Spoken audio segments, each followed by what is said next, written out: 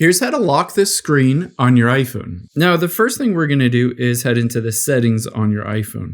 We need to turn on this feature within the accessibility option. So tap on accessibility, and then we're going to scroll down until we get to the option that says guided access. There it is. Just tap on it and turn this feature on. Keep in mind, guided access is what we'll use.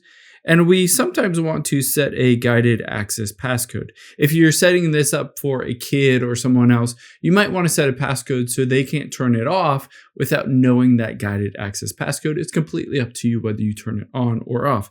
In my case, I'll just go without the guided access passcode. Now on here, we need to make sure accessibility shortcut is turned on here. And we'll go back one, and then we'll go to accessibility shortcut, and you'll be able to see here's guided access selected. You might want to unselect everything else so that only guided access is selected.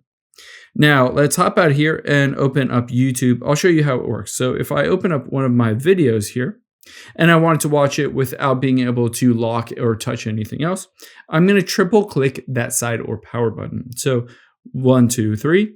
And you'll be able to see it says guided access. I can go down to session settings here and choose whether I can control the volume button or side button.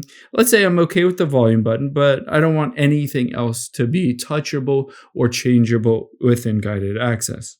Now just tap on the start button, and then I can enter in a passcode here. Let's just enter in 1111.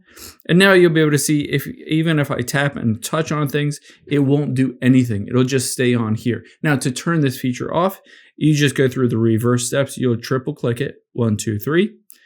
And then you'll be able to see you can use your Face ID or anything else. And just tap on the end button here. And now that we've ended it, I can hop out of there and I'm no longer in the iPhone lock screen.